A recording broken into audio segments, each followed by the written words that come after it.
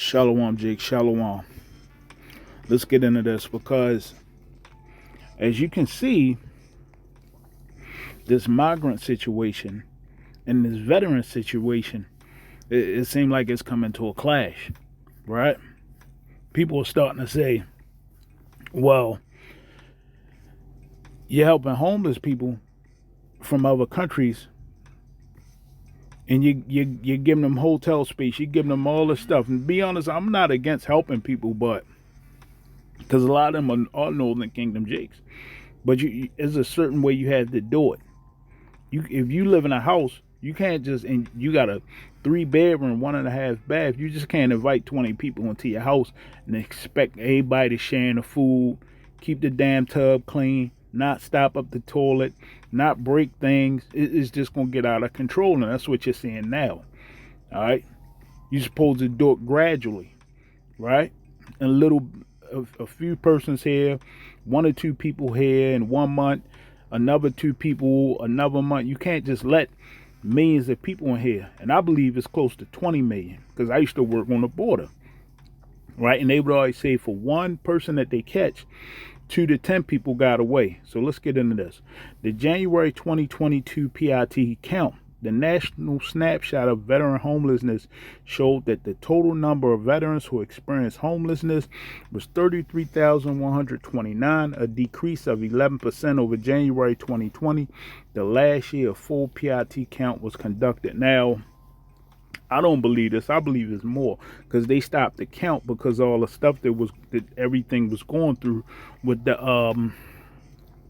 with the madness that was running around where they was making these mandates, right? So I believe it's closer to 50,000. I can't prove that. That's what I'm just saying. All right, you had to do your own research into that, right? But it's Jake's on here that bring out scriptures that said they was homeless that I know that was in the military, right?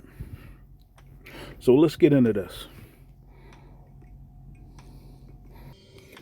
Psalms 9 verse 15. The heathen are sunk down in the pit that they made, and the net which they hid is their own foot taken. The Lord is known by the judgment which he executeth. The wicked is snared in the work of his own hands. Hagion Salah. The wicked shall be turned into hell, and all the nations that forgot Yahweh. And we already know that this is the place where they crucified our Lord again, right? They X'd out his photos, all right? They turned him into Caesar Borgia, okay? They made the angels naked, all right? They made Adam point his hand up and touch the Lord in some type of painting, all them Renaissance paintings. They covered up the faces, right? They told lies, all right? So yeah, let's get into this. Barakatha Hawa, Barakatha Hawasha, Barakatha Hawa, Barakatha Hawasha, Barakatha Hawa, Barakatha Hawasha. Call her Lord Yahweh, Bashem, Yahweh Bashem, Rakah Kadash. Double honors to the apostles and the elders of GMS. I believe those are the prophets. Shalom and salutations to those that teach the likewise doctrine. Shalom to the Akim and the Akwaf here listening today. Shalom to the confusion of face. The speckled bird knows around the four corners of the earth. May the Most High and the Son be with you. All right, now here you have it. All these things are starting to come back upon this man. All right, look at this. Unconscionable. Baby boomers are becoming homeless at a rate not seen since the Great Depression. Here's what's driving this terrible trend. Now, you know these baby boomers, that's these 50, 60, and 70-year-old adults. Mainly like 60 and 70, all right? And it's spreading fast. They're out here taking their homes, taking everything from them, taking their medical insurance. Medical debt is putting these people out on the streets, all right? You're going to have a whole bunch of old white six-pack Bobs and old Beckys and Kerns out here, all right? Not able to get anything done. I got a new neighbor who was moving in, and she was a baby boomer. She was out moving her furniture by herself with her own U-Haul. I'm thinking to myself, damn, she ain't got no kids, no grandkids, nobody to help her. It just looked crazy as hell. And it was a cart. It made me think, damn, she pushing a cart by herself, right? And I couldn't help. I had to go to plantation, right? So I kind of moved my car a little bit to try to help out. She had like looked at me like she was entitled. See, the Most High putting these people out on their ass. You see, these the times we living in. All this stuff is starting to come back on them. So let me actually read into it. Many baby boomers across the country are now coming to terms with the hard reality that working for your entire adult life is no longer enough to guarantee you'll have a roof over your head in your later years. And see, if these people really followed the scriptures how they say they do, which we know that they don't, you wouldn't have all this homelessness. Yeah, you'll still have poor people, but not at the level that you have it now. And you wouldn't have homelessness at the level you have it now, right? There was rules concerning all this, right? Thanks in part to a series of recessions, high housing costs, and a shortage of affordable housing, older adults are now the fastest growing segment of America's homeless population, according to a report in the Wall Street Journal based on data from the Department of Housing and Urban Development. And the crazy thing is that my other neighbor, they was elderly too. They've been living next door to me they said for like 13 years when I moved there. All right, they landlord put them out, and they said the reason why because when you had the madness going around, he decided to sell a house and told them that they had to leave. Luckily, they found something else quick, but yeah, the guy, he was an elderly dude. He was like, man, I asked him, man, I've been here 13 years. You couldn't have like gave me a warning, gave me a heads up or whatever. Well, come to find out, they became cool, and the dude just stopped re-signing his lease. He just stayed there, you know. And see, this is why you don't mix business and friendships. You know, you keep it business, and you keep your friends your friends. You still have to do business. Yeah, he weren't signing the lease, and the dude was like, well, I got to sell a house. See, he had to get up out of there. And see, in PA, a lot of times you got to pay first month's rent, a security deposit, and last month's rent. So I guess this man probably had to come up with a quick $5,000 to move. The fact that we are seeing elderly homelessness is something that we have not seen since the Great Depression. University of Pennsylvania social policy professor Dennis Colhane told WSJ.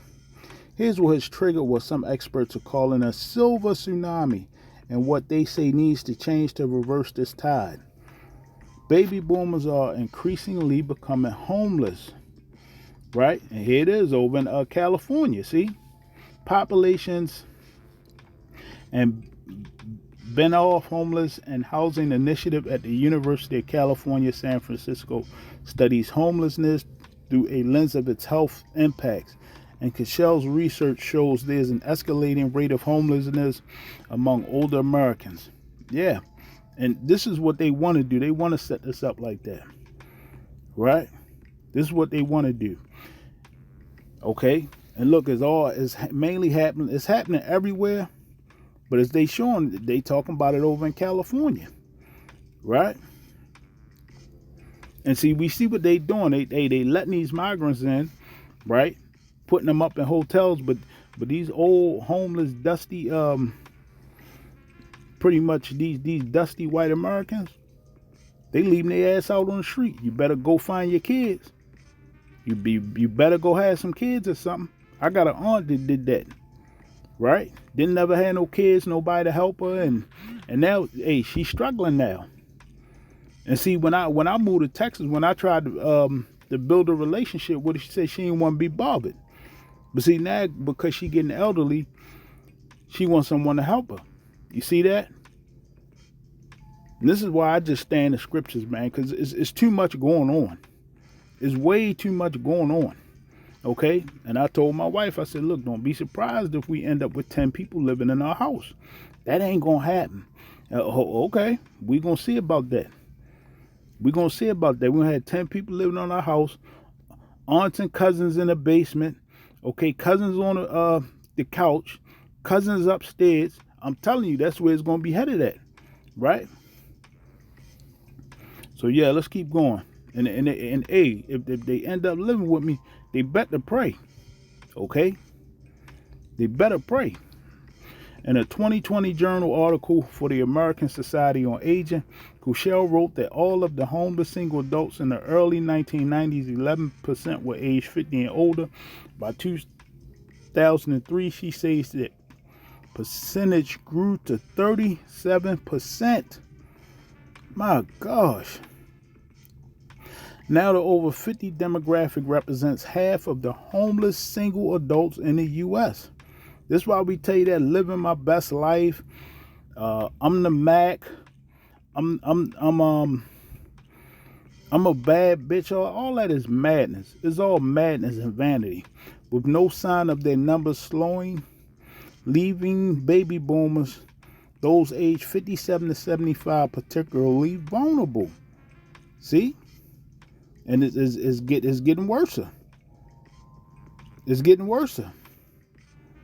Okay, and I'm jumping around a little, but they say older Americans, he says, are now arguably the fastest rising group. And you know what? Good for these devils. Let the Most High put his foot in their ass the same way he did us. Except it's gonna be worse for them. All right. And these people always thought they was better than everybody. All right. But it gets worse. Ecclesiastes 5 verse 10. He that loveth silver shall not be satisfied with silver, nor he that loveth abundance with increase. This all is also vanity. You see, it's all vain. All right. We ain't taking none of this in the kingdom. The kingdom going to be something literally undescribable. Okay, it's going to be far beyond all this. All right, you ain't going to be getting kicked out your house. You ain't going to be pushing 50 like me, worried about what your next move going to be. All right, hoping that the Most High have mercy on you and save you. All right. So yeah, I mean, we not gonna have to worry about this, and we know a lot of people gonna get kicked out anyway because they not gonna take the MOTB. Okay, but it gets better. Let's keep going. But see, brothers been going into this. Now they starting to have these housing pods, right? These little pods that people live in. All right, like some damn Smurfs or something. Okay, this is madness. All right, it's enough. It's enough land. You know, America alone got over 2.2 billion acres. There's enough land for everybody to eat, everybody to live comfortably. But hey, but the devil got everybody got their mind confused, thinking that they need all this extra stuff. Okay, you need 4 and 5 cars, you need 2 and 3 houses, you need hundreds of millions of dollars. You need this, you need that. All right, instead of living the way the scriptures told you to live. Right? Just gonna let this play. Some Metro Council members are talking about using housing pods for homeless people. News 2 recently got a closer look into current conditions at homeless encampments throughout Nashville. See, these people live in the woods in pods. See? The city bought these pods during the pandemic to house homeless people who tested positive for COVID. Well, since then, most of the pods have just been sitting in storage. The problem is the pods do not have a bathroom or a place to cook, but a council member tells us they can be a temporary solution as camp evictions continue. People deserve to live with dignity, and it's really hard to live in a very small space where you don't have your own restroom, right? So I think that it can be used as a piece of the puzzle, and it can be used as a temporary solution, but it can't be the permanent solution. We have to provide housing options with dignity for everyone in our city. You see, they don't. You can't eat. You can't cook your food. Okay. You can't go to the restroom. They got to be outside. See? They got to go behind trees. This is madness. This is how you spread illness and everything else, right? So I guess they all gonna start carrying around with their own paddles. That's what they used to use during the ancient days. The shovels, like when you would use the restroom, you had to cover it up with a shovel. See? This is what they gonna have to do. She tells us the city still needs to work with the fire marshal to get approval for people to live in the pods. The Metro Council will consider tonight whether to push staff to come up with a plan to move people into these pods. Yeah, see, this is madness. Let's keep going. Yeah, and see, their solution is either way, they still want to suck the blood from these poor people. Look at it. San Francisco unveils jaw dropping $900 monthly rent for tiny 4-foot pods amid housing crisis. See, this man has got to go. This man has got to go. This is why he's going to lose everything, and the Most High is going to put this man in the ground. He's going to be totally done away with. All right? And it gets better, right? It gets better. Look at this. You now got something called pod share, right? So when you ain't sleeping in a pod, someone else come in a pod. And it's $900 a month. What if you got 2 or 3 people in each pod? That's $1,800 to $2,700 a month for a 4-foot space. And it's, we told you this man is Satan. Golly, look, you got pod share Los Angeles, pod share Venice, pod share San Diego, pod share San Francisco, and it just goes on and on. Let's look at the pod share price. See? No, that's not what I'm looking for.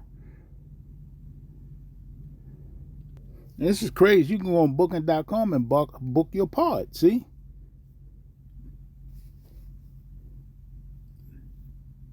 And they don't really show you the price on here, but you gotta, let me click on it and see.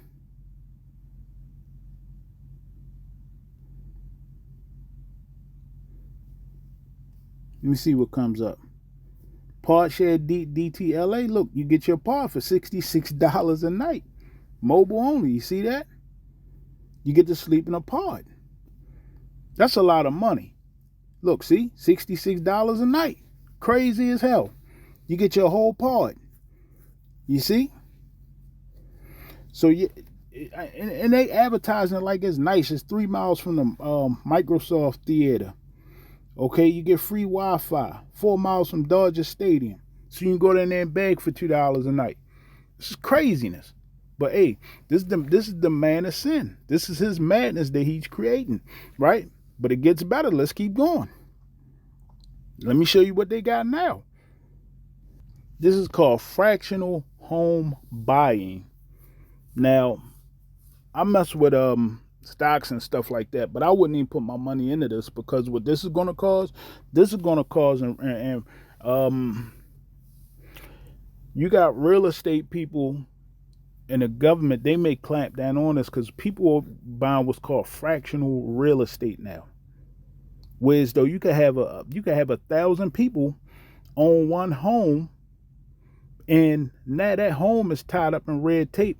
It can never be sold or bought. And remember, the man said that you'll own nothing and be happy. See? You'll own $100 of a house and never live in it. And see, this will cause the prices of these worn down homes to skyrocket to 200,000, 300,000, 400,000, because you got a lot of people who own a fraction of the house and nobody ever be able to afford it. See, this man is ass backwards once you start reading the scriptures. Okay? This is foolishness. All right? And Jeff Bezos, all of them is into this. Okay? Look at it, $124 per unit. Now, normally when you buy a house, you're buying it per square foot. Right? So you'll own a square foot of a home and never own a home. It's madness. And this is what's coming. This is why they say you'll own nothing and be happy. But I just wanted to get this out to Jake. See, now you got fractional home buying. And hey, Congress may pass something against this, but we don't know. They always lie, say they doing something. They all work for the same demons anyway. Okay? The same illuminous blood families and everything else, right? So yeah, I'm going to get a scripture and leave it there. But here you have in that fractional home buying. Buy your fraction of a house. All right. Job 20 verse 12. Though wickedness be sweet in his mouth, though he hide it under his tongue, though he spare it and forsake it not, but keep it still within his mouth, yet his meat is in his bowels is turned. It is the gall of ass within him. Just an evil person. He has swallowed down riches and he shall vomit them up again. Yahweh shall cast them out of his belly. He shall suck the poison of ass, the viper's tongue shall slay him. See, he's going to give up everything, and ultimately the Most High is going to put this man in the dirt. He shall not see the rivers, the floods, the brooks of honey and butter. Yeah, once he's totally destroyed, everything's taken from him.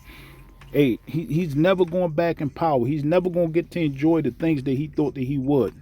Okay, his one world order, his dystopian fourth industrial complex. Okay, his fourth Reich. All right, his total NWO over the entire planet. It's not going to happen. That which he labored for shall he restore, and shall not swallow it down. According to his substance shall the restitution be, and he shall not rejoice therein. All right, and they say some of these families are worth an estimated 700 trillion. He's going to pay everything back double. And you got to remember, that's in his money. He's going to pay us back in our money, right? Because he have oppressed and have forsaken the poor, because he have violently taken away a house which he buildeth not. None of this is his. All right. And see, here's the newest thing, that fractional housing. Okay. Not only these devils not hey, they don't own anything, they stole everything through violence. Now, hey, they're trying to take it all back through this stealth program, giving you fractional homes. You see? The same way they're doing the money, and none of your money is in the bank. All right? It's all fractional now. I'll see you again real soon. Jake, stay prayed up. Call her Lord, Yahweh Bashem, Yahweh Shah. Shalom, and on to the next one.